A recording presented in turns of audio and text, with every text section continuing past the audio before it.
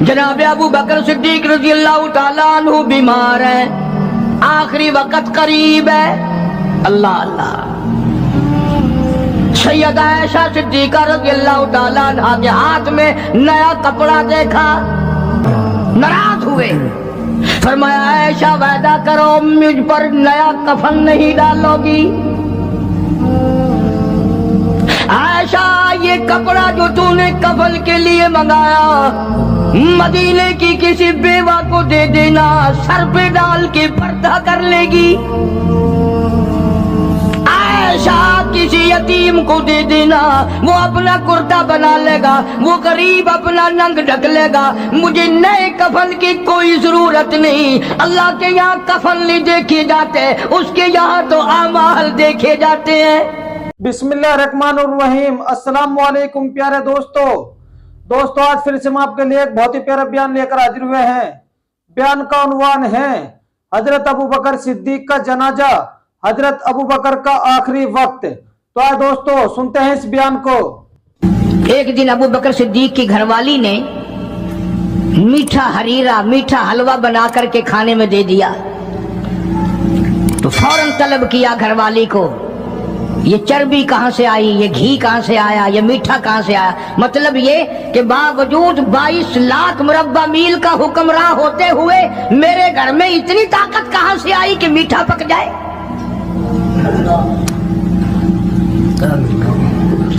میرے گھر میں اتنا پیسہ کہاں ہے کہ میٹھا پکے؟ یہ تم نے کیسے بنایا، کہاں سے لائی ہو؟ آج کون پوچھے؟ بازاروں میں دکانوں پہ بیٹھتے ہیں، کارخانوں میں رہتے ہیں، گھر جا کے کبھی پوچھا؟ گھر والی جب مسکرا کر کے رسگلے سامنے رکھتی ہے کبھی پوچھا کہ یہ کہاں سے آئے؟ میں نے تو خرید کے نہیں بھیجے، یہ آئے کہاں سے ہیں؟ کبھی میرے جیسے کسی ملا نے پوچھا کہ یہ تو جو تم نے ختم شریف میں 50 کھانے رکھے ہیں، مرنے والا یتیم بچے چھوڑ گیا، یہ 50 کھانے آئے کہاں سے ہیں؟ حالانکہ قرآن کہتا ہے ان الذین یأکلون اموال الیتامی ظلما انما یأکلون فی بطونہم نارا۔ یتیم کا مال کھانا ایسا ہے جیسا اپنے پیٹ میں انگارے بھر لینا۔ کون پوچھے؟ کیوں پوچھا جائے؟ جناب ابو بکر صدیق رضی اللہ تعالیٰ عنہ نے فوراً گھر والی سے پوچھا، میں بادشاہ ٹھیک ہوں، امیر المؤمنین بھی ہوں، خلیفۃ المسلمین بھی ہوں، نبی کے مصلی پہ کھڑا ہو کر نماز پڑھاتا ہوں، مسلمانوں کا بادشاہ ہوں، پر میرے گھر میں میٹھا کھانا پکنے کی طاقت نہیں۔ کہاں سے آ گیا یہ؟ آج کل تو مزدور جہاں کام کرتا ہے 10 روپے کا کام کرتا ہے تو 20 روپے کا نقصان کر کے آتا ہے جان بوجھ کر۔ یہ حرام خوری نہیں؟ وہیں سے بچے پالنا، وہیں سے اپنا پیٹ پالنا اور وہیں مالک کا نقصان کرنا۔ پھر ساری دنیا کو شکایت ہے جی برکت نہیں رہی، رحمت نہیں رہی، سکون نہیں رہا، نئی نئی بیماریاں آ گئی۔ ارے جب پیٹ میں ہر وقت سور جائے گا تو حرام کے بیماریاں کیسے نہیں پیدا ہوں گی؟ کبھی اس کا حق پیٹ میں جا رہا ہے، کبھی اس کا حق گیا، کبھی اس کا مال گیا، کبھی یہ ہوا، سکون کیسے آئے گا؟ یہ نبی کا سسر صدیق اکبر، نبی کا پہلا خلیفہ، نبی کا جانشین، مسجد نبوی کا امام، گھر والی سے بادشاہ ہوتے ہوئے پوچھتا ہے میرے گھر میں میٹھا کھانا پکنے کے پیسے نہیں، طاقت نہیں، تو کہاں سے لائی؟ ہم نے کہا حضرت بچے کئی دن سے کہتے تھے امی میٹھا تو کھانا پکا دے ایک دن، امی میں نے تھوڑا تھوڑی آٹے کی چٹکی روز بچائی، کئی دن میں نے آٹا بچایا، गुजारा किया। वो आटा बेच कर थोड़ी सी चर्बी मंगाई, थोड़ा सा मीठा मंगाया, बच्चों के लिए बनाया था, आपको भी दे दिया। फरमाया कागज लाओ। उसी वक्त बैतुल माल को लिख भेजा, अबू बकर के यहाँ इससे कम आटे में गुजारा हो सकता है, इतना आटा कम कर दिया जाए।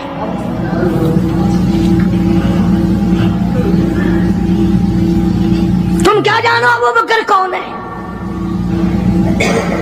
कभी किसी बूढ़ी ने, कभी किसी बहू ने, कभी किसी ने धी ने कहा कि आओ आज अबू बकर सिद्दीक की न्याज पकाते हैं। नजरे अल्लाह न्याज़े हुसैन, नबी के यार का नाम ना लेना कभी भी। इमामुल अंबिया महबूब किबरिया हजरत मोहम्मद मुस्तफा सल्लल्लाहु तआला अलैहि वसल्लम ने फरमा दिया, ओ लोगों, उम्मत के तमाम लोगों का मैंने एहसानात का बदला चुका दिया, सबके कर्जे चुका दिए, सबके लेने देने मैंने बराबर कर दिए। पर ओ मेरे अल्लाह, अबू बकर के एहसानात का बदला तू दे सकता है, मैं नहीं दे सकता।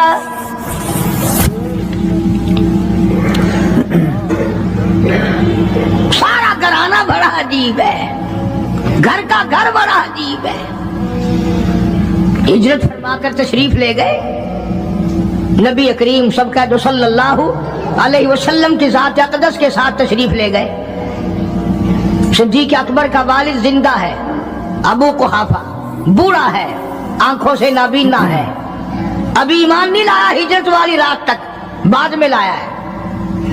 लाठी के सहारे घर आया, पता तो चल गया ना कि रात चला गया नबी के साथ मेरा बेटा। और आके पोतियों को कहने लगा, क्यों अस्मा जी दादा जान, मेरा तो अपना ख्याल ये है, कोई टेडी, कोई पैसा, कोई कपड़ा, कोई गल्ला तुम्हारे लिए नहीं छोड़ के गया होगा। बावजूद काफिर होते हुए उस वक्त तक अबू बकर का वालिद मुसलमान नहीं, लेकिन जानता है कि मेरे बेटे को नबी की इतनी मोहब्बत है, वो इतना कुर्बान है, वो इतना परवाना है और इस कदर जानिसार है, कोई शय घर में नहीं छोड़ के गया होगा। सैयदा अस्मा रज़ी अल्लाह ताला अन्हा, छोटी सी बच्ची है सिद्दीक़ अकबर की, कहती है कि मैंने एक हीला बनाया। हमारे यहाँ दीवार में एक आला सा मेरे वालिद ने बना रखा था, उसमें पैसे रखते थे, तो मैंने वहां ये मिट्टी के टूटे हुए बर्तनों के ठिप्पर डाल दिए और ऊपर कपड़ा डाल दिया। और मैंने अपने दादा से कहा, नहीं दादा जान, अब के तो अब्बा जी ने हद कर दी, बहुत सारा माल हमारे लिए छोड़ के गए हैं।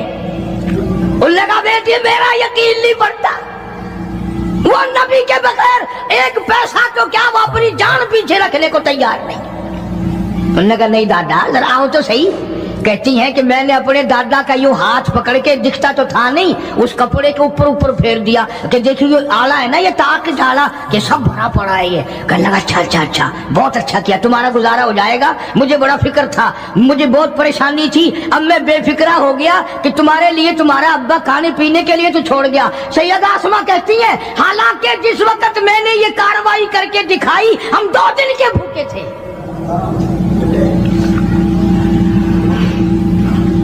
हजारों रुपया जितना भी माल था घर में, जब नबी के साथ गए सारा पल्ले बांध के ले गए, ना जाने कहां काम आएगा।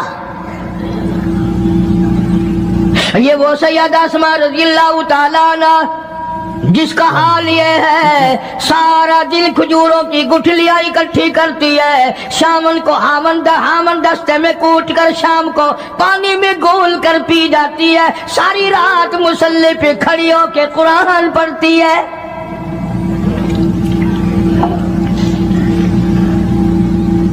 अजीब किस्म का घराना है सिद्दीक़ अकबर रज़ियल्लाहु ताला अन्हु का। गुर्बत नहीं थी, सारे का सारा कुर्बान करके गुर्बत बना दी। नहीं देखा हाल को, नहीं देखा माल को, नहीं देखा अपनी जान को, सब कुछ कुर्बान कर दिया। इमामुल अंबिया महबूब किबरिया हजरत मोहम्मद मुस्तफा सल्लल्लाहु ताला अलैहि वसल्लम ने इस कदर रफाकत जोड़ी, इस कदर यारी बनाई कि कभी भी अलग नहीं हुए।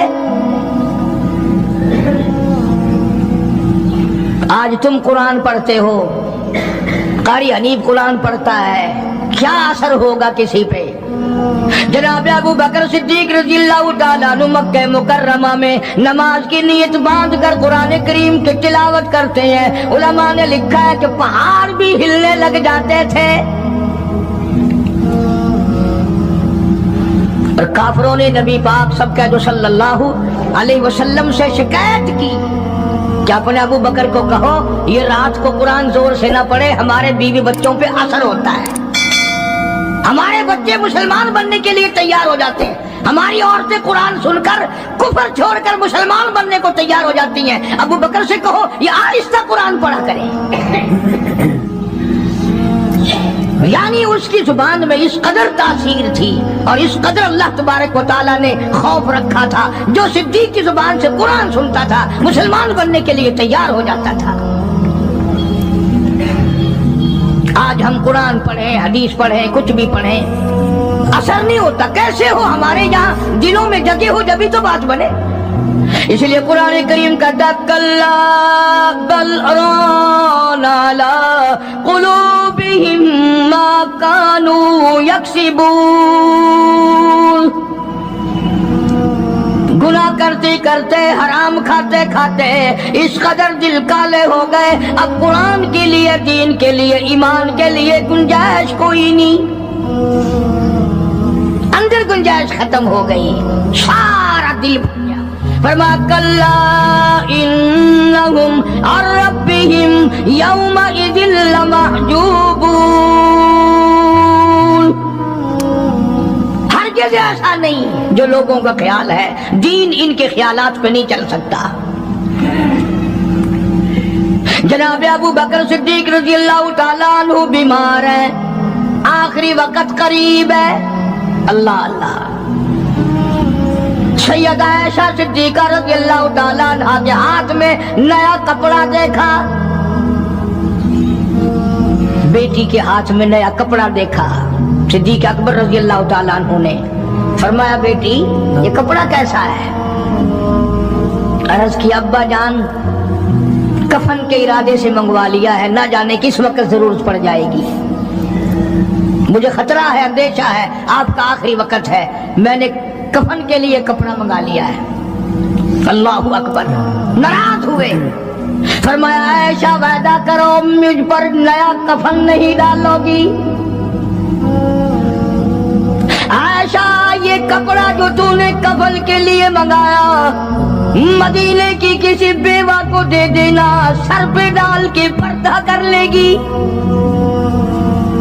عائشہ کسی یتیم کو دے دینا، وہ اپنا کرتا بنا لے گا، وہ غریب اپنا ننگ ڈھک لے گا. مجھے نئے کفن کی کوئی ضرورت نہیں. اللہ کے یہاں کفن نہیں دیکھے جاتے، اس کے یہاں تو اعمال دیکھے جاتے ہیں.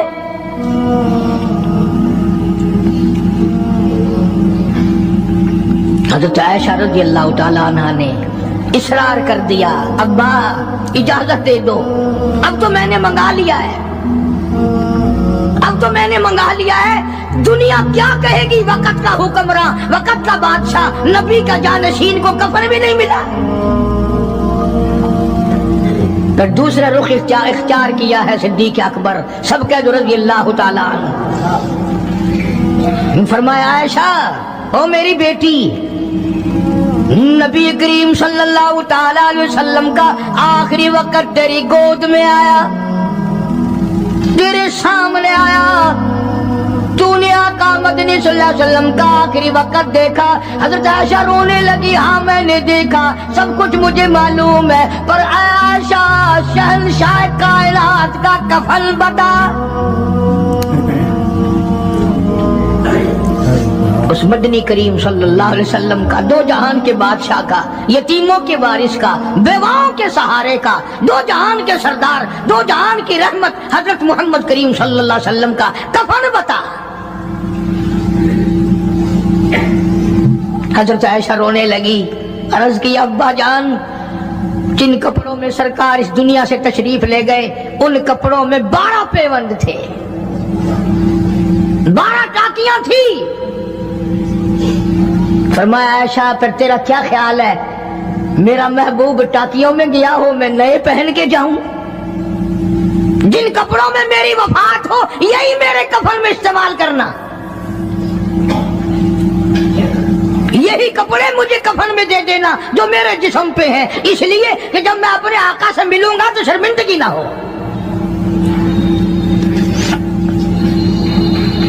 اور آج ذہن یہ ہے کہ میت کے کپڑے کو ہاتھ بھی نہ لگانا، پہننا تو درکنار، ہاتھ لگانے کو تیار نہیں، گھر میں رکھنے کو تیار نہیں، یوں لکڑی سے اٹھا کر پرے پرے پھینکتے ہیں، آگ لگاتے ہیں، نہلانے والے کو دے دیتے ہیں، وہ بھی نہیں پہنتا، یوں ہی گلیوں میں نالیوں میں پھینک جاتا ہے۔ نہ تیرا باپ مرا، جب تجھے نفرت ہے کپڑوں سے، مردہ نوانے والے کا وہ ماما لگتا ہے، وہ کیوں پہنے؟ عرض کرنے کا مقصد یہ کہ ان حضرات کی زندگی تو دیکھو، اور وفات شریف سے پہلے 2.5 برس جو وظیفہ لیا، جو تنخواہ لی سرکاری خزانے سے، خیبر کی زمین بیچ کر صدیق اکبر رضی اللہ تعالیٰ عنہ نے 2.5 برس کی تنخواہ کا حساب کر کے وہ ساری تنخواہ جو لی تھی بیت المال میں واپس داخل کر کے پھر دنیا سے رخصت ہوئے۔ جو تنخواہ لی تھی 2-2.5 سال میں وہ ساری کی ساری واپس کر دی جناب ابو بکر صدیق رضی اللہ تعالیٰ عنہ نے، کہ میں مسلمانوں کا پیسہ کھا کے نہیں مرنا چاہتا، چاہے تنخواہ کے طور پر تھا، کل قیامت میں میرے لیے رکاوٹ نہ بن جائے۔ آج مجھے اور آپ کو تو یہ تلاش بھی نہیں کہ اپنا حلال کے پیسوں سے کفن تو بنا کے رکھ لیں۔ ایئر کنڈیشن کا ہر وقت ذکر ہے، گھر میں ہونا چاہیے، فریج ہونا چاہیے، پکھے ہونے چاہیے، یہ ہونا چاہیے، کار ہونی چاہیے، موٹر ہونی چاہیے، یہ ہونا چاہیے، اور کبھی گھر میں یہ ذکر بھی ہوا کہ حلال کا کفن بھی ہونا چاہیے۔ وہ کدھر سے آئے گا؟ اس کے لیے کون انتظام کرے گا؟ کون ہم نے گھر میں پیدا کر رکھا ہے جو اس وقت یہ بات دیکھ کر کفن لائے گا؟ اس لیے قرآن کریم نے اعلان کر دیا، لوگوں اپنا سب کچھ پاک صاف بن کے دنیا سے جاؤ، اپنا بدن بھی پاک ہو، عمل بھی پاک ہو، پیٹ بھی پاک ہو، کفن بھی پاک ہو۔ ان ساری میں وہ بات کرتا ہوں جس سے نہ دیوبندی بچے، نہ بریلوی بچے، نہ شیعہ بچے، نہ سنی بچے۔ موت کا جھٹکا تو سب کو لگنا ہے نا، اور ایسا لگتا ہے لاکھوں برس تک منہ کڑوا رہتا ہے۔ جناب صدیق اکبر رضی اللہ تعالیٰ عنہ نے وہ تنخواہ جو لی تھی ساری زندگی میں وہ بھی بیت المال میں واپس کر دی، اور تمام کے تمام لوگوں کے حقوق چکا دیے۔ باقی جو بات رہی وہ سیدھی کمتر مرحوم کہتا ہے، ادا صدیق دا اسلام تے قرضہ بقایا ہے، اجا صدیق دا اسلام تے قرضہ بقایا ہے، جتا جس دے ہاتھوں اس آخری زمین رسایا ہے، وصولی دا نہ چنتا نہ لکھوایا صحابہ نے، مدنی کریم صلی اللہ تعالی علیہ وسلم کی جانثار، نبی کا یار، نبی کا وفادار، ہر وقت کا ساتھی، اسی غم میں رہتا ہے۔ اور وصیت کی کہ مجھے غسل دینا، میرے انہی کپڑوں میں دفن کرنا، اور فرمایا میرا جنازہ اٹھا کر حجرے مبارک کے سامنے لے جانا، حجرے عائشہ کے سامنے لے جانا، توجہ کرنا، نیند نہ کرو۔ اور یوں فرمایا نبی پاک صلی اللہ علیہ وسلم کی جہاں قبر شریف ہے، حضور کا حجرہ ہے، روضہ ہے، دروازے پہ کھڑے ہو کر آواز لگانا، کالی کملی والے صدیق آ گیا ہے۔ فرمایا اگر اجازت ہو تو اندر دفن کرنا، اور اگر اجازت نہ ہو تو جنت البقیع میں لے جانا۔ علماء کہتے ہیں کہ جب میت کو جا کر کے روضہ اقدس صلی اللہ علیہ وسلم کے سامنے رکھا اور آواز لگائی تو دروازہ خود بخود کھل گیا، اور آواز آئی دیر نہ کرو، محبوب کو محبوب سے ملا دو۔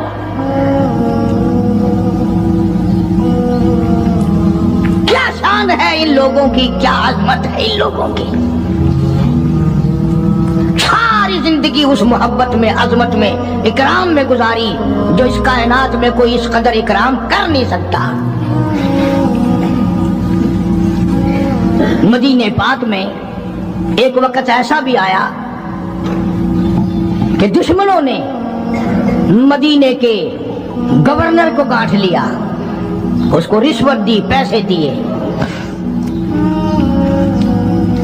और कहा कि हमें इजाजत होनी चाहिए, हम रोज़े अक़दस को खोद कर अबू बकर सिद्दीक और फारूक आजम की लाशें निकालना चाहते हैं यहां से।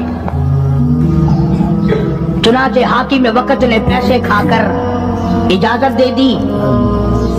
शमसुद्दीन सराज एक बुजुर्ग है जो उस वक्त मदीने पाक यानी रोजे के मुतवल्ली हैं, मस्जिद नबवी के मुतवल्ली हैं, गुंबद खिदरा सल्लल्लाहु अलैहि वसल्लम के मुहाफिज और निगहबान हैं। वो फरमाते हैं कि रात आधी जब गुजरी तो कुंडी खटकी मस्जिद की, मैंने कुंडी खोल दी तो मुझे हुक्म मिला कि तुम खामोश रहो, अगर आवाज निकालोगे सर उतार दिया जाएगा। एक आदमी अंदर दाखिल हुआ, दूसरा दाखिल हुआ, तीसरा आया, किसी के हाथ में कसी, किसी के हाथ में गंती, किसी के हाथ में टोकरी, किसी के हाथ में तसला मिट्टी उठाने वाला, सब के सब यूं लेकर दाखिल हो रहे हैं। और मुझे ये कहा गया कि ये जो कुछ करते हैं रोकना नहीं, किसी को बताना नहीं। शमसुद्दीन सराज बुजुर्ग रहमतुल्लाह अलैह कहते हैं वो जब 40 के 40 अंदर दाखिल हो गए, पिछले ने मुझे इशारा किया दरवाजा बंद कर दे, अब किसी और को अंदर न आने देना। वो अल्लाह वाला कहता है मुझे बता तो दिया गया था कि उन जलीलुल कदर साहबा हजरत शेखैन की बेअदबी करेंगे, कब्र खोदेंगे, उनकी मैयत निकालेंगे। फरमाते मैंने दरवाजा बंद कर दिया, मैं सजदे में गिर गया, मौला और मेरा बस नहीं, मेरा कोई चारा नहीं, मेरी हुकूमत नहीं, मेरी फौज नहीं, मेरा लश्कर नहीं, मेरे पास तोप नहीं, मेरे पास लश्कर नहीं। ओ मेरे मौला, मैंने सुना है जैसे नबूवत का मुहाफिज तू है, इसी तरह सिद्दीक की सदाकत का, फारूक की अदालत का भी तू ही निगहबान है। मौला मेरी मौत भेज दे, मैं ना देखूं। शमसुद्दीन सराज बुजुर्ग कहता है कि अल्लाह का हुक्म हुआ, मैंने भी दुआ तो की थी रो रो के, मेरे देखते देखते, तवज्जो करना लफ्ज़ समझो, मेरे देखते देखते मस्जिद नबवी में जमीन फटी और बमै टोकरियों के, बमै सामान के 40 के 40 को जमीन निगल गई। अल्लाह तुम सबको मदीने पाक जाना नसीब फरमाए। वो जो कालीन बिछे हुए हैं ना, किसी पुराने अरब से अब भी पूछ लेना, लंबा काला काला निशान लगा हुआ है, ये निशानी है कि वो काले जो थे ना अंदर के काले, वो सब यहाँ का रख हुए हैं। यानी खुदा सिद्दीक अकबर का, फारूक आजम का, नबी के यारों का इतना बड़ा मुहाफिज है, जो बदनीयत से आए थे उन सबको जमीन निगल गई।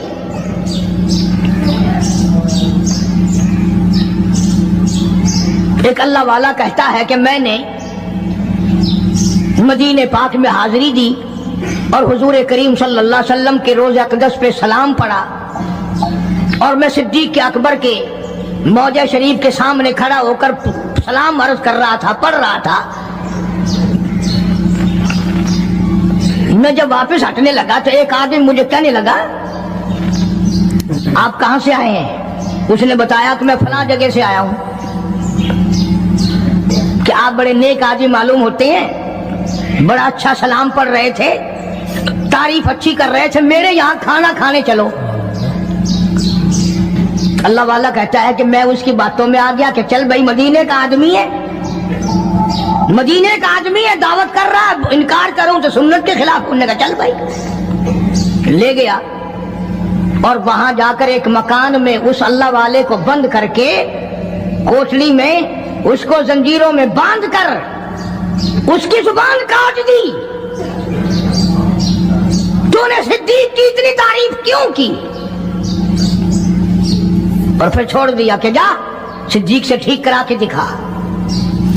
وہ پھر مسجد نبوی میں آیا، وہ خود بیان کرتا ہے کہ میں روز اقدس صلی اللہ علیہ وسلم کے سامنے کھڑا ہو کے رو پڑا، کالی کملی والے تیرے یار کی تعریف کی میری زبان کٹ گئی۔ ریاض الجنہ میں بیٹھ کے روتا رہا، دعا کرتا رہا، اور وہ جو زبان کاٹ کے الگ کی تھی وہ بھی اس کے ہاتھ پہ رکھ دی تھی اس کاٹنے والے نے۔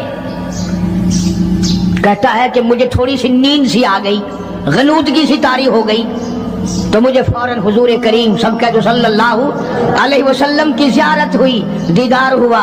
فرمایا کیوں روتا ہے؟ یہ کٹی ہوئی زبان مجھے پکڑا، میں نے حضرت کے ہاتھ پہ رکھ دی، آپ نے میرے منہ میں رکھ کر پھونک مار دی، فرمایا اللہ ٹھیک کر دے گا۔ وہ کہتا ہے میری تھوڑی سی آنکھ کھلی، زبان بالکل ٹھیک ٹھاک، میری بالکل صحیح تندرست میری زبان ہو گئی۔ لگا مجھے تو اور بھی زیادہ لطف آنے لگا، اب میں ہر وقت کبھی صدیق اکبر کے دروازے پہ کھڑا ہوں، کبھی فاروق اعظم کے موضع شریف کے سامنے کھڑا ہوں، کبھی حضور کریم صلی اللہ علیہ وسلم کے سامنے کھڑا ہوں۔ ایک اور آدمی آیا اور کہنے لگا کہ آپ بڑے نیک آدمی معلوم ہوتے ہیں، میرے یہاں کھانا کھانے چلو، برکت ہو جائے گی آپ کے قدموں سے، آپ کی دعا سے۔ وہ اللہ والا کہتا ہے کہ میں نے تو سوچا کہ وہی ہوگا تو ٹھیک ہے، پھر کٹواؤں گا صدیق کے نام پر زبان، پھر کٹاؤں گا، پھر مزہ آئے گا۔ لگا میں اس کے ساتھ چلا گیا، جس وقت مجھے اس مکان میں، وہ اسی مکان میں لے کے گیا، میں سمجھ گیا کہ آج پھر وہی وقت آ گیا۔ لیکن مجھے وہ مکان میں کھڑا کر کے کہنے لگا کیا پہلے بھی آپ اس مکان میں تشریف لائے ہیں؟ کہ جی ہاں۔ کہ میرے والد لائے تھے آپ؟ کہ جی ہاں۔ کہ ذرا دعا کر دو، ان کا حال اسی دن سے بدل گیا تھا۔ یوں لکھا کتابوں میں، اس نے وہی کمرہ حجرہ کھولا جس میں زبان کاٹی تھی، اور اس اللہ والے کو بیٹے نے دکھایا کہ اس کی اسی دن سے سور کی شکل بنی ہوئی ہے، زنجیروں میں باندھ رکھا میں نے، اندر ہی اندر میری بدنامگی ہوگی۔ اللہ والے زبان تیری کاٹی، باپ میرا تباہ ہو گیا۔ میں یہ کہتا ہوں کہ آپ لوگ بیوار سے سمجھتے ہیں ان کو، جو چاہتا ہے وہ صدیق کو بکواس کرتا ہے، جو چاہتا ہے وہ فاروق کو بکواس کرتا ہے، اور یہ بیوار سے نہیں، ان کے وارث نے تو ان کو اپنے پاس ہی سلایا ہوا ہے، اپنے ساتھ رکھا ہوا ہے۔ اس لیے قرآن کریم نے اعلان کرتے ہوئے فرما دیا اولئک هم الصدیقون، یہ وہ صدیق اکبر ہے، یہ وہ اللہ والا ہے جس کو نبی سے بڑا پیار ہے، نبی کو اس سے بڑا پیار ہے، پروردگار عالم کو بھی اس سے بڑا پیار ہے۔ کس نے اپنا سب کچھ میرے محبوب کی ذات گرامی پہ قربان کر دیا، عزت کو عزت نہ سمجھا، سرداری کو سرداری نہ سمجھا، تمام کا تمام اپنا کردار کیا، اعمال کیا، اقوال کیا، افعال کیا، مال کیا، اولاد کیا، تمام کا تمام آقا کی ذات پہ قربان کر دیا۔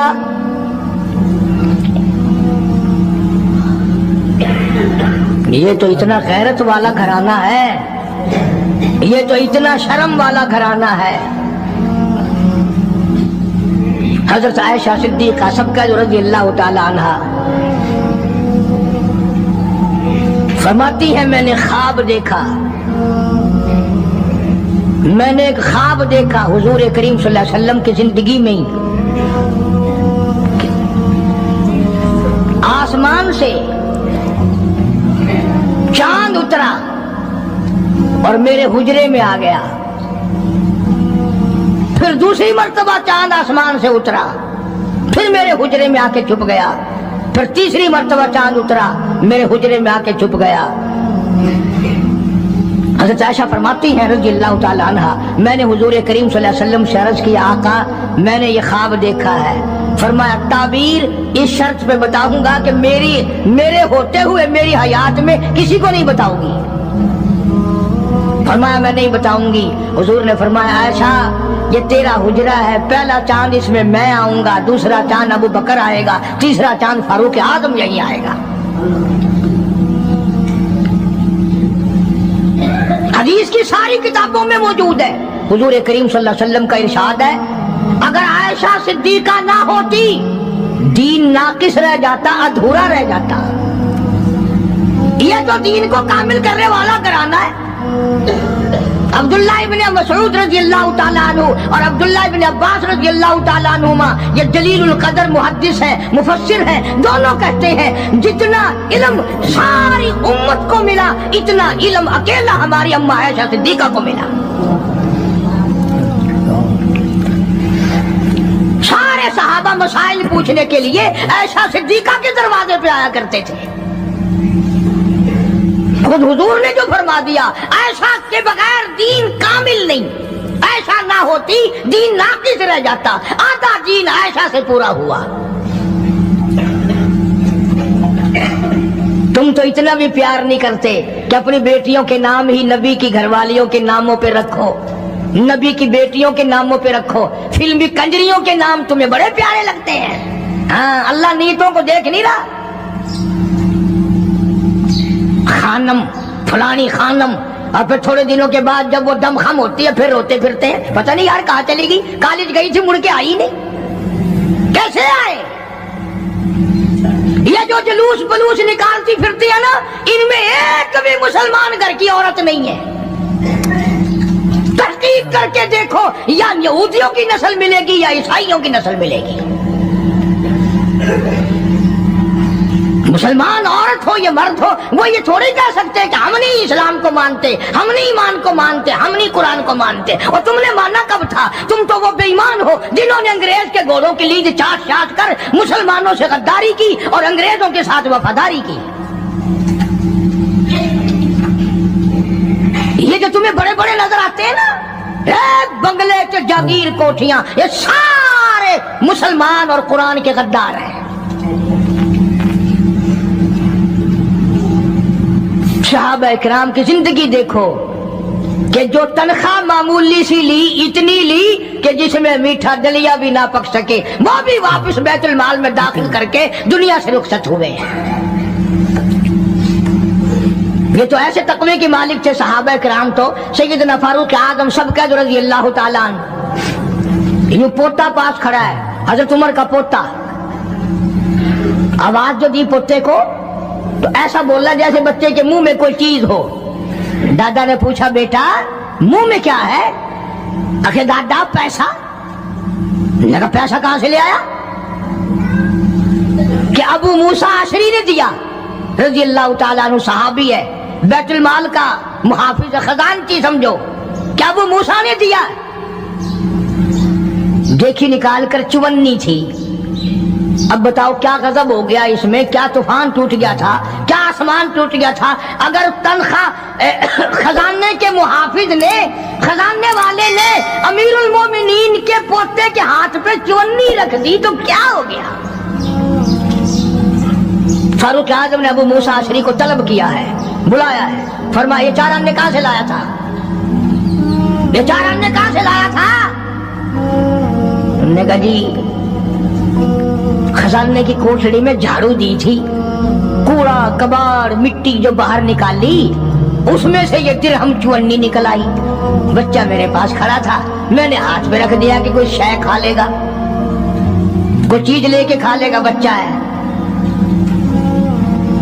تیرے ورگا ہوں نا تو چاٹ مارے, اچھا میرے بال کو 54 دے نہیں آئی, بیا خزانہ سارا تیرے پیو دے. فاروق فرماتے درہ اٹھا کے لاؤ. ابو موسیٰ اگر تو نبی کا چہتا صحابی نہ ہوتا کوڑے مار مار کر تیرا چہرہ بگاڑ دیتا. اور قوم کے خزانے کی 54 دینے کے لیے تجھے میرا ہی پوتا ملا, سرکاری خزانے کی 54 دینے کے لیے تجھے میرا ہی پوتا ملا. کیوں تو نے ایسا کیا ہے؟ آج جن پر تم دفتروں میں بیٹھ کر کرسیوں پہ یوں چوڑے ہو کر باتیں کرتے ہیں, صحابہ کے زمانے میں یوں ہوا, صحابہ کے زمانے میں یوں ہوا. اور یہ تو وہ لوگ تھے جن کے بارے میں خدا کہتا ہے رضی اللہ عنہم ورضوا عنہ, یہ میرے ہیں میں ان کا ہوں, تم اپنا فکر کرو. अल्लाह पाक की करोड़ों रहमतें नाजिल हो सिद्दीक अकबर के मजार पे, फारूक आजम के मजार पे और सारे सहाबा के मजारात पर। ये बड़े ऊंची शान और ऊंची अजमतों वाले लोग थे। ये तो ये रहे, इनके गुलामों ने कमाल कर दिया, इनके मानने वालों ने हद कर दी। मौलाना जाफर थनेसरी रहमतुल्लाह अलैह लिखते हैं, जो अंग्रेज के मुकाबले में लड़े, कि मेरा मकान भी अंग्रेजों ने छीन लिया, मेरे छोटे छोटे बच्चों को गले से पकड़कर बाहर फेंक दिया, मेरी जमीन कुरक कर ली और मेरे पैरों में 20 शेर लोहा डाल दिया, और अंबाले से लेकर लाहौर तक घोड़ों को मारने वाली चाबुक मार मार के लाहौर लाया गया। इसके बाद फरमाते हैं कि हमें हुक्म मिला कि जाफर थनेसरी को फांसी दी जाएगी। फरमाते हैं जिस दिन वो वक्त आया, मैंने रात को अपने ही पलाट में, इलाके में, जेल खाने में जो दरख्त पत्ते खड़े थे, मैंने रात को पत्ते चबा कर रोजे की नियत कर ली, कल मुझे फांसी आएगी, मैं अपने अल्लाह की हुजूर में रोजादार होके जाना चाहता हूँ। फरमाते हैं बजाय फांसी के पकड़ के बाहर ले गए, इतना मारा, सारा दिन होश न आया। अगली रात हो चुकी थी, जब मुझे होश आया, मैंने पलाट में से 2 तिनके तोड़कर सारा दिन की पिटाई वाला रोजा इफ्तार कर लिया। यूं ही नहीं, और फिर फरमाते हैं मुझे एक पिंजरे में बंद किया गया, जिसमें नोकदार तार लगाए गए। ना मैं खड़ा हो सकता था, ना मैं बैठ सकता था, ना मैं सीधा हो सकता था। चारों तरफ खार नाक कांटों वाले नोकदार पिंजरे के अंदर तार लगाए। मुझे यकीन हो गया कि मेरा आखिरी वक्त है। फरमाते हैं मैं हर सांस में दुरूद पाक पढ़ने लगा। तमन्ना थी, आका तेरी जात पे दुरूद पढ़ते पढ़ते मैं दुनिया से चला जाऊं। फरमाया मैं पढ़ता रहा, मुझे खश आया, चक्कर आया, बेहोशी आई, मैं नोकदार तारों पे गिरा, उधर मुझे इमामुल अंबिया का दीदार मिल गया, उधर हुजूर करीम सल्लल्लाहु अलैहि वसल्लम की मुझे ज़ियारत मिल गई, दीदार मिल गया आका का। किसी ने पूछा मौलाना जाफर थनेसरी से फिर दिल में क्या बात आई? फरमाते हैं मेरे दिल में हर वक्त ये बात रहने लगी, लिए फिरती है बुलबुल, लिए फिरती है बुलबुल, चोंच में गुल, और ढूंढती है शहीद नाज की तुरबत कहाँ है। मैं हर वक्त इस तलाश में था, कब वो वक्त आए, कब अपने दीन इस्लाम ईमान की वजह से मैं दुनिया से शहीद होके जाऊं। ये गुलामों का हाल है, सिद्दीक के मानने वालों का हाल है, फारूक के मानने वालों का हाल है, रज़ी अल्लाह ताला अन्हुम अजमाइन, उस्मान के मानने वालों का हाल है, अली मुर्तजा के मानने वालों का हाल है। अरे हम तो सारे सहाबा की अजमत करेंगे, अहले बैत का भी इकराम करेंगे, हमें कौन रोक टोक सकता है? सहाबा इकराम के मामलात में दखल अंदाजी ना करो। बड़ा अफसोस लगता है, जमीनों के वारिस मौजूद हैं, मकानों के वारिस मौजूद हैं, दुकानों के वारिस मौजूद हैं, कोठियों बंगलों के वारिस मौजूद हैं, बागों और बहारों और ट्यूबवेलों और मोटर गाड़ियों और तमाम चीजों के वारिस मौजूद हैं। ऐ काश आज अबू बकर के सिद्दीक के वारिस भी जिंदा होते, आज फारूक आजम के वारिस दुनिया में होते। किस शान से जिंदगी बसर की। आखिरी बात अर्ज कर दूं, मैंने एक बात जुमला कहा था कि ये घराना बड़ा गैरत। माशाअल्लाह, सुभान अल्लाह। तो दोस्तों बहुत ही खूबसूरत बयान था, बहुत ही प्यारा बयान था, बहुत ही अच्छा बयान था। बयान फरमा रहे थे हजरत मौलाना कारी हनीफ मुल्तानी साहब अपनी खूबसूरत आवाज और खूबसूरत अंदाज के साथ। अल्लाह ताला हजरत की मगफिरत फरमाए, आमीन। तो दोस्तों मिलते हैं। अगर आपको हमारे ये बयान अच्छा लगा तो हमारे वीडियो को लाइक और चैनल को सब्सक्राइब जरूर करें और अपने दोस्तों और रिश्तेदारों में एक बार शेयर जरूर करें। और हमें कमेंट करके बताएं कि आपको हमारे ये बयान कैसा लगा। कमेंट में माशाअल्लाह और अल्लाह अकबर जरूर लिखें। तो आज दोस्तों कल फिर मिलते हैं एक नए बयान के साथ, तब तक के लिए आप सभी को अल्लाह हाफिज। अस्सलामु अलैकुम व रहमतुल्लाहि व बरकातुहू।